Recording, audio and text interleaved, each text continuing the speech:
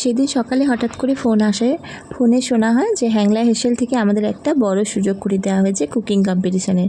তো আমাদের মতো হাউসওয়াইফের জন্য এটা একটা বড় সুযোগ। তাই জন্যই রান্নাবান্না করে নিয়ে চলে গেলাম। রান্নাটা ছিল ডিমের ওপরে যে কোনো আইটেম করতে হবে, তো রান্না করে নিয়ে চলে গেছি। গিয়ে একটু বসে চা কফি খেয়ে নিয়েছি। তো আমার মেনু ছিল সেখানে ডিম ভাপা, ডিমের পরোটা, শসা, মানে স্যালাড যেটা বলা হয়, আর আচার। তো এই নিয়েই বসে গেছিলাম আমি হ্যাংলা হেসেলে কুকিং কম্পিটিশানে নাম দিতে।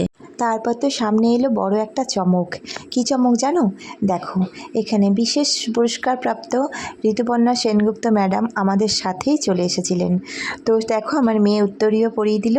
তো ম্যাডাম কিছু বক্তব্য রাখছেন এখানে।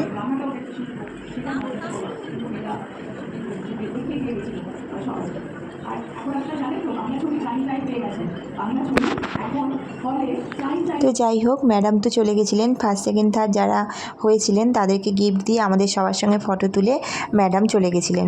তো তারপরে আমাদের জন্য কিছু না কিছু গিফট ছিল। কি ছিল জানো? 10 কেজি করে মিনিকেট চাল।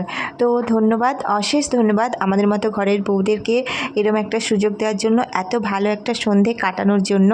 তো যাই হোক, এখন বসে আছি, রাতও হয়ে গেছে, সবাই চলে গেছে, এবার বাড়ি ফেরার পালা।